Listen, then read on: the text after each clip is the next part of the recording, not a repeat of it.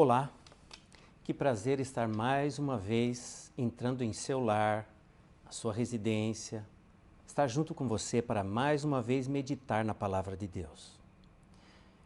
É um tempo oportuno para gastarmos tempo aprendendo a confiar em Deus. Então, nessa hora, abra o seu hinário no hino 273. Vamos cantar esse hino para aprender a confiar em Deus.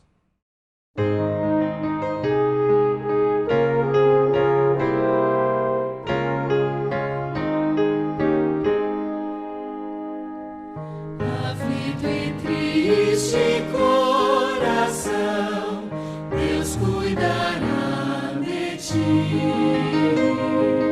Hoje opera a sua mão, Deus cuidará de ti.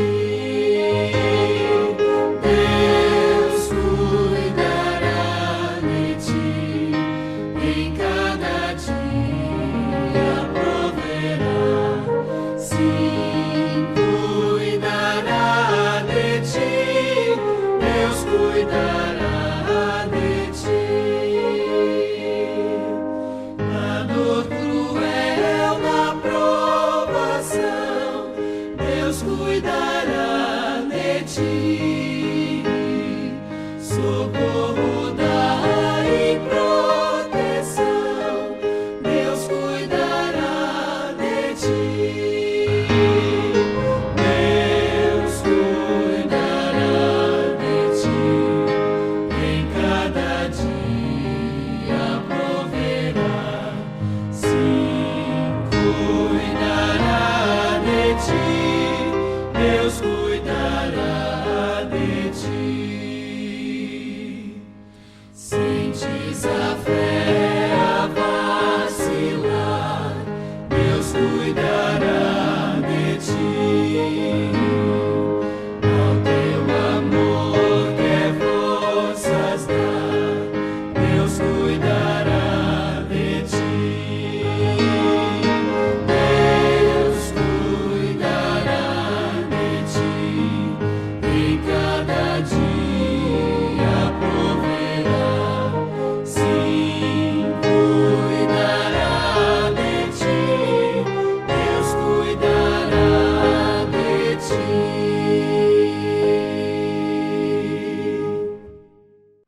Confia em Deus e Ele sempre te ouvirá.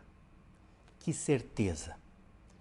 Vamos orar agora para esse Deus que sempre nos ouve? Feche os seus olhos comigo. Amado Deus, nosso poderoso Criador, obrigado porque o Senhor sempre nos ouve.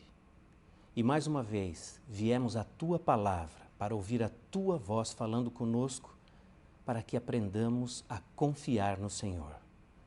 Ao abrirmos essa palavra, pedimos que fale ao nosso coração e à nossa mente. Cuida de nossos interesses, Senhor, das nossas preocupações. São dias difíceis que estamos vivendo. Por favor, ampare-nos, dê-nos a segurança da Tua presença. Nós oramos em nome de Jesus. Amém. Quando meditamos na Palavra de Deus, nós temos a oportunidade de aprender a confiar nele. A confiança em Deus só vem pela Palavra.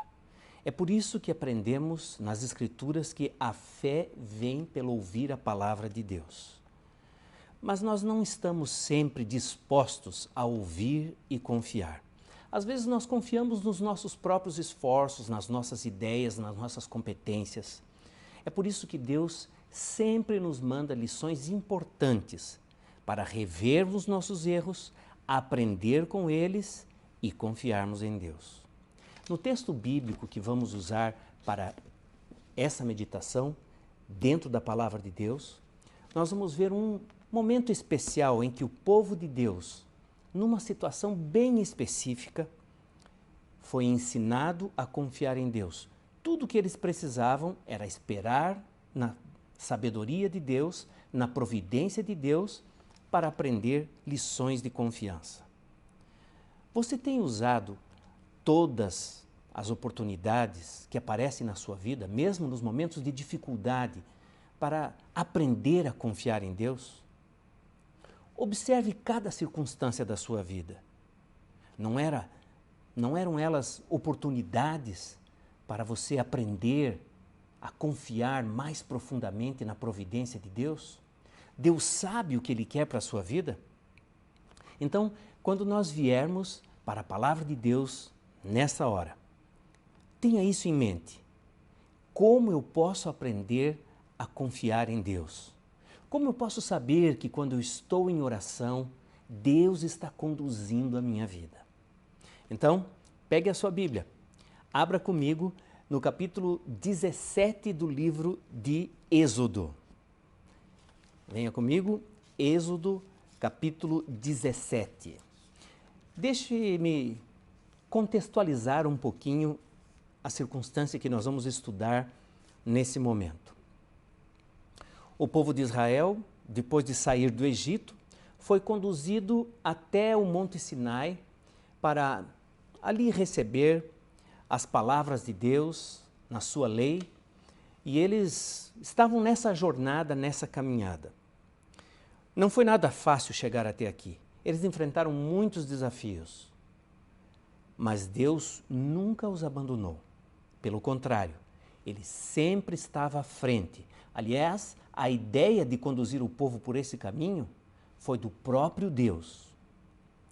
Quando Deus nos convida a confiar nele e na sua providência, às vezes nós somos tentados a pensar em detalhes que nós podemos arranjar pelas nossas próprias forças ou sabedoria. Então, o versículo 1 desse capítulo 17 diz: tendo partido toda a congregação dos filhos de Israel do deserto de Sim, fazendo suas paradas segundo o mandamento do Senhor, acamparam em Refidim, e não havia água ali para o povo beber. Note que coisa curiosa. Deus encaminhou o povo até esse lugar, eram segundo os mandamentos de Deus, segundo as ordens de Deus que eles chegaram até esse lugar. Mas quando chegaram ao lugar em que Deus os encaminhou, não havia água. Será que Deus estava falhando? Será que em algum momento Deus esqueceu de algum detalhe? A palavra de Deus sempre nos leva a locais seguros. É nisso que nós acreditamos. Mas quando os problemas e as dificuldades vêm, será que nós continuamos com a mesma confiança?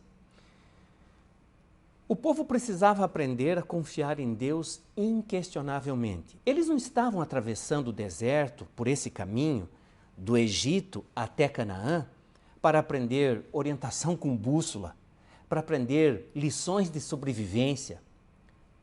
Eles estavam ali para aprender a confiar em Deus. E em que outro momento nós podemos confiar em Deus quando as coisas não funcionam tão bem? Quando tudo está dando certo, talvez nós não possamos aprender tão apropriadamente a confiar em Deus. Assim que o povo chegou a esse lugar, e eles esperavam encontrar água. Essa é a maior necessidade ou a necessidade mais pensada numa circunstância de deserto, um local como aquele. Só se pensa em água. E eles chegaram ali mediante as próprias orientações de Deus. Deus os conduziu o tempo todo. A companhia de Deus era sentida e era visível. Eles podiam ver aquela coluna de nuvem durante o dia, dando a eles sombra, mas também a direção.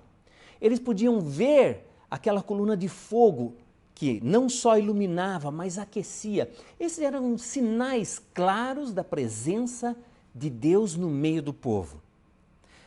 Só esses dois elementos, nuvem e fogo, já eram suficientes para o povo entender que Deus os estava conduzindo, que eles podiam confiar em Deus.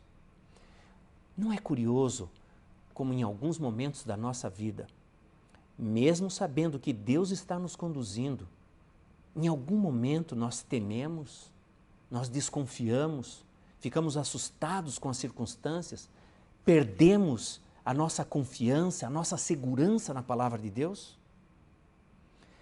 Deus ainda estava pronto a ensinar a eles lições grandiosas sobre confiança. Então, quando conduziu o povo a esse local, eles chegaram a Refidim, era primavera, tudo indicava que ali havia água. Mas quando eles não encontraram a água que tanto precisavam, a primeira atitude do povo foi se rebelar contra o líder, falar mal do líder, reclamar com o líder, para que ele tomasse alguma atitude. Em outras palavras, eles estavam culpando Moisés pela estratégia, pela escolha e por todas as decisões que foram tomadas até então. Eles resumiram o seu descontentamento no versículo 3 desse capítulo 17. Leia comigo. Por que nos fizeste subir do Egito para nos matardes de sede a nós e aos nossos filhos e aos nossos rebanhos? De verdade, Moisés estava com medo de ser apedrejado. Qual é a tua reação quando aparentemente as promessas de Deus não se realizam na sua vida do jeito que você esperava? Qual é a sua reação com os líderes da igreja, com os líderes espirituais da igreja, quando as coisas aparentemente não acontecem da maneira como você esperava? O povo ficou bastante revoltado e eles ameaçaram Moisés. E Moisés foi a Deus em oração e relatou tudo o que estava acontecendo. Ele temia por sua vida. Você pode ler comigo no capítulo 17, versículo 4 e 5. Então clamou Moisés ao Senhor: que farei a este povo? Só lhe resta apedrejar-me. Respondeu o Senhor a Moisés: passa adiante do povo e toma contigo alguns dos anciãos de Israel, leva contigo, e em mão leva o cajado com que feriste o rio e vai. Moisés agora recebe uma ordem bem específica. Pega a liderança do povo, alguns líderes do povo, e vai até um local. Eles chegaram diante de uma pedra. Moisés estava com aquele cajado com o qual ele feriu o mar vermelho, e o mar se abriu e o povo passou por ali. Note que coisa estranha. Eles tinham visto as grandes obras de Deus. Eles tinham presenciado os milagres que os conduziram até ali naquele momento. Eles deveriam continuar confiando em Deus. Mas quando eles perguntam, por que nos tiraram do Egito para morrer de sede nesse deserto, a nós, nosso rebanho, nossos filhos? Veja, é muito fácil deixar de confiar em Deus quando os problemas começam a aparecer. Mas é exatamente nesse momento, quando os problemas chegam, que nós devemos confiar inquestionavelmente em Deus. Deus deu uma ordem direta a Moisés: leve contigo os líderes e vai até a frente da rocha. No versículo 6 diz: eis que estarei ali diante de ti sobre a rocha em Horebe. Ferirás a rocha e dela sairá água e o povo beberá. Moisés assim o fez na presença dos anciãos de Israel. E chamou o nome daquele lugar Massá e Meribá, por causa da contenda dos filhos de Israel, porque tentaram ao Senhor, dizendo: está o Senhor no meio de nós ou não? Eles tinham uma grande oportunidade para receber uma grande bênção e resolver um grande problema. Mas eles trilharam o caminho da desconfiança. A situação estava para mudar drasticamente. Mas eles estavam para aprender uma grande lição. E não significa que essa lição, aprendida nesse momento, foi lembrada posteriormente. Porque em outras circunstâncias o povo novamente desconfiou de Deus. Uma situação como essa, de reclamação, de desconfiança, requereu de Moisés uma atitude severa. Quando ele escolheu o nome para aquele lugar, e ele chamou esse lugar de Massá e Meribá, ele não fez aleatoriamente. Ele escolheu esses nomes porque eles significam rebeldia, contenda, desconfiança, discórdia. Era para que o povo se lembrasse que nesse momento de dificuldade, eles desconfiaram de Deus, se rebelaram contra Deus. Agora, uma nova situação está por vir. Essa lição, se fosse aprendida, traria a eles a segurança da presença de Deus. Mas será que foi o que aconteceu? Acompanhe comigo. No versículo 8 diz assim, mesmo capítulo 17, versículo 8, então veio Amaleque e pelejou contra Israel em Refidim. Com isso, ordenou Moisés a Josué, escolhe-nos homens e saí e peleja contra Amaleque. Amanhã estarei eu no cimo do outeiro e o bordão de Deus estará na minha mão. Uma nova situação aparece. Será que o povo aprendeu a confiar em Deus agora? Amaleque, um povo parente de Israel. Quem eram os amalequitas? Eles eram descendentes de Esaú. Eles conheciam a palavra de Deus. Eles sabiam quem eram os israelitas. Mas isso não fez deles respeitosos ou cordatos quando os israelitas estavam nessa jornada. Eles desdenharam do povo de Deus, das suas maravilhosas obras, das providências de Deus e do cuidado de Deus com o seu povo. Os amalequitas, eles não reconheciam a Deus e nem a sua soberania. Entendiam que o trajeto de Israel era, no fim das contas, um ato de hostilidade. E eles fizeram um juramento. E esse juramento compunha de uma promessa de que diante dos seus deuses, eles humilhariam a Israel de tal maneira que o seu Deus não teria nenhuma condição de salvá-los. Agora começa um ataque furtivo. Os amalequitas não enfrentam os israelitas pela vanguarda, mas pela retaguarda, onde iam os cansados, os fracos, os doentes, as crianças, os velhos. Lá estavam essas pessoas. E os amalequitas começaram atacando exatamente aí. Satanás sabe exatamente quais são as nossas fraquezas. Ele sabe exatamente em qual momento, em qual circunstância nos atacar. Por isso, a nossa fortaleza tem que ser sempre a palavra de Deus, a nossa amizade com Deus, a certeza de que Ele sempre cuida de nós. Se você se afasta da palavra de Deus, todas as circunstâncias serão uma oportunidade para Satanás te atacar, porque ele conhece os teus pontos fracos. Moisés então ordenou a Josué: encontre homens capazes no meio do povo, jovens valentes, homens de briga, para que nos defendam dos amalequitas. Não há nenhum registro de que os israelitas tinham algum exército ou receberam alguma instrução de guerra enquanto estavam no Egito. Eles não tinham talvez sequer habilidades para lidar com armas.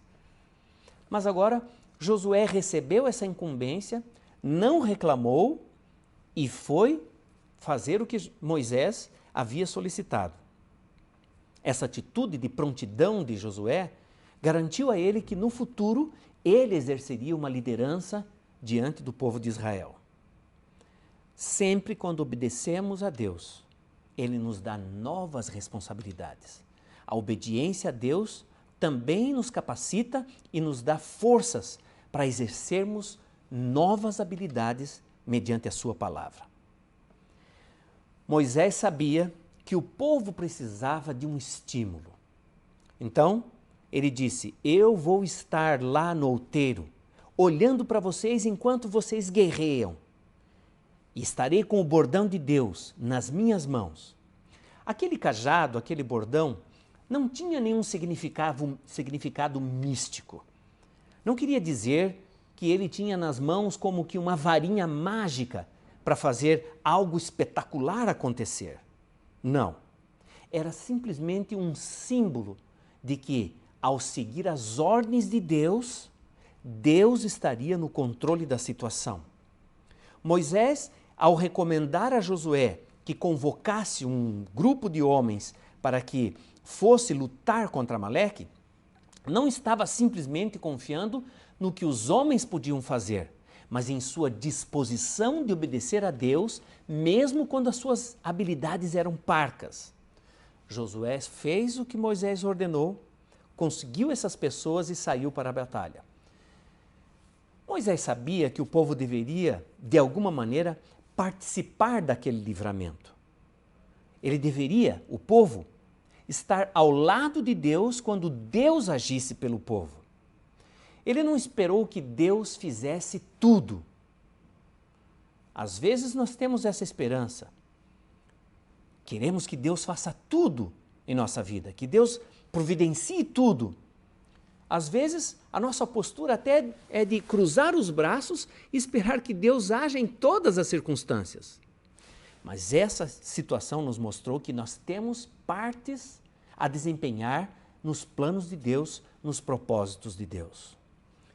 Então, agora com esse pequeno exército, ao enfrentar os amalequitas, eles teriam o apoio do homem de Deus, orando e estando intercedendo diante de Deus por eles.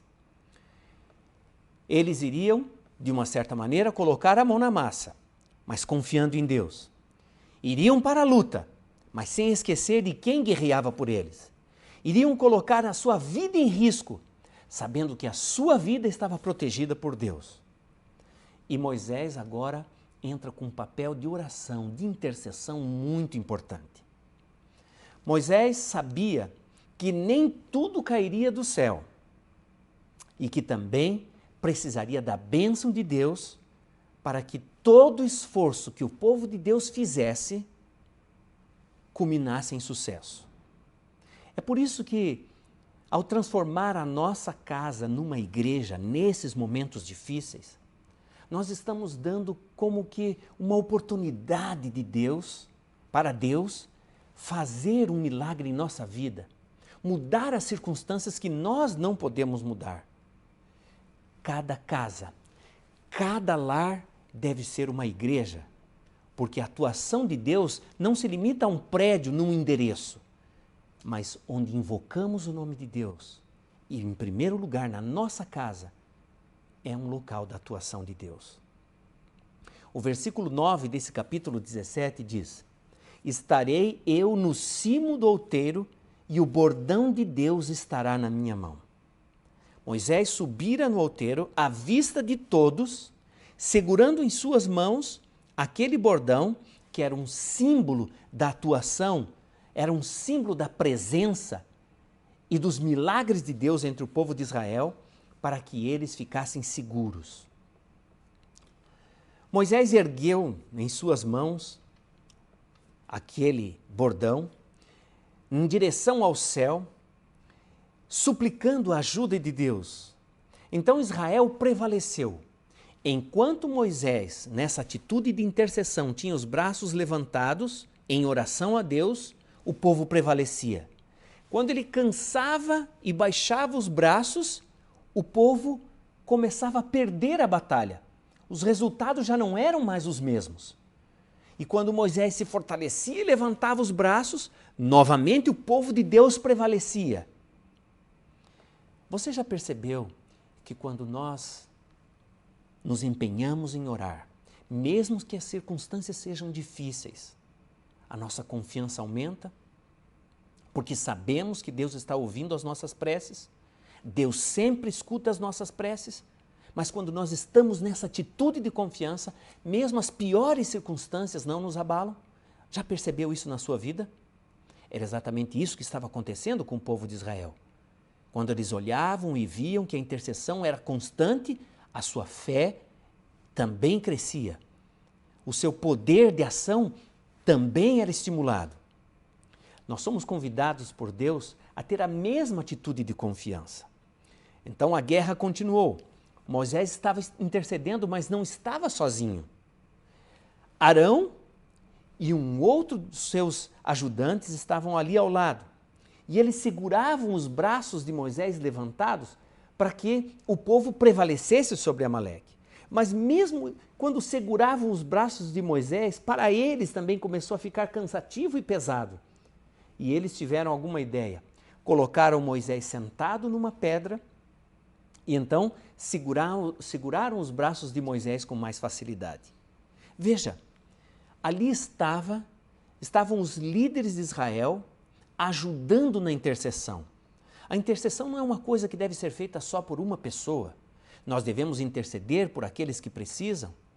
E essa é uma clara declaração, um claro ensinamento de que nós devemos orar pelos líderes, tanto da nossa nação como da nossa igreja. Devemos ajudá-los nesse momento de intercessão. Você tem se unido aos grupos de oração que oram, intercedem a Deus nessas circunstâncias difíceis pelas quais o país, o mundo está vivendo agora? É importante, una-se aos grupos de oração. Lá estavam os homens de Deus intercedendo. E o que acontecia? Cada vez que eles se envolviam na oração, que eles davam sustentação a Moisés nesse momento de oração, o povo prevalecia. Deus era o poder e a fonte da força do povo no meio da luta. Não havia poder naquele bordão, naquele cajado. Deus operava através de Moisés, que recebia toda a sua força do alto, dos céus. A oração era o segredo. Arão e seu auxiliar, Hur, apoiaram Moisés nessa dura missão de interceder ao povo em meio ao perigo, em meio à luta. E a vitória veio na dependência de Deus e na atuação do povo. O versículo 13 desse capítulo 17 diz: E Josué desbaratou Amaleque e a seu povo a fio da espada. A vitória veio enquanto a intercessão acontecia. Enquanto Israel, sob o comando de Josué, lutava por sua existência, por sua sobrevivência no vale, os dois companheiros de Moisés o apoiavam. E esse apoio não foi apenas físico, mas provavelmente espiritual também. Eles também estavam em oração. Eles continuaram com Moisés em intercessão até que a vitória foi alcançada já no fim do dia. A vitória veio por um conjunto de situações que envolveram o compromisso de atuar quando Deus solicitou, com a entrega na hora da batalha e com a intercessão constante do povo de Deus, principalmente de Moisés, Arão e Hur. Nós devemos preparar-nos para as lutas que virão na nossa vida.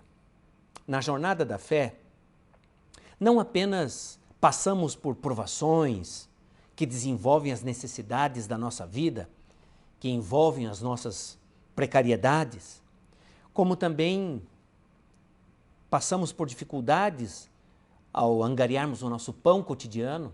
Essa é uma situação bem específica em que nós estamos vivendo isso no nosso país. Pessoas estão privadas até de conquistar o seu pão cotidiano. Nós passamos por essas situações.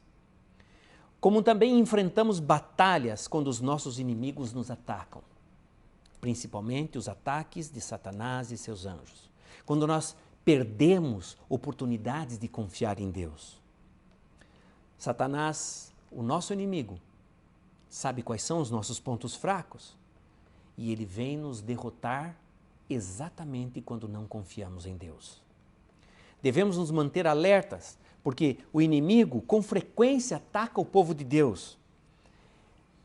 E nós só recebemos a bênção da companhia, da força de Deus, quando dependemos dele, quando confiamos nele. Então, devemos focar na glória de Deus e não colocar as nossas conquistas, mesmo espirituais, como sendo resultado das nossas ações somente, mas devemos confiar principalmente em Deus. Devemos confiar na oração intercessória. A grande vitória de Israel sobre Amaleque envolveu 3 elementos: o poder de Deus vindo do céu, a habilidade de Josué e daquele pequeno exército, e também da intercessão de Moisés, Arão e Hur. Esses 3 elementos cooperaram para que a vitória fosse completa. Precisamos aprender a confiar mais e mais em Deus. Ele sabe qual é o melhor caminho para a nossa vida. Ele sabe em quais circunstâncias a nossa fé pode ser fortalecida e Ele nos conduz exatamente nessas circunstâncias. Precisamos confiar nele. Lembre-se, o teu inimigo te conhece. Ele sabe quais são teus pontos fracos. E você precisa manter a confiança em Deus através do uso da sua palavra, da oração, para que Ele não tenha oportunidade de te derrotar. Não negligencie os momentos de oração. Ela é a fonte do poder que vem de Deus. Não existe nenhum amuleto que nós possamos usar para garantir a nossa vitória. Nós temos sim um Deus poderoso que está ao nosso lado. Precisamos apenas lançar mão de todo o poder que está à nossa disposição para termos uma vida vitoriosa. Você gostaria de ter um poder espiritual para vencer as tentações, para se manter em paz com Deus, para suportar as dificuldades e os problemas do dia a dia? Quando as circunstâncias não são favoráveis, gostaria você de ter a calma e a tranquilidade para entender que Deus está ao seu lado? Gostaria de dizer a Deus isso em oração agora? Junte-se a mim. Vamos a Deus e vamos confessar as nossas fraquezas e pedir a Ele forças para os momentos de dificuldade. Feche os seus olhos. Ore comigo.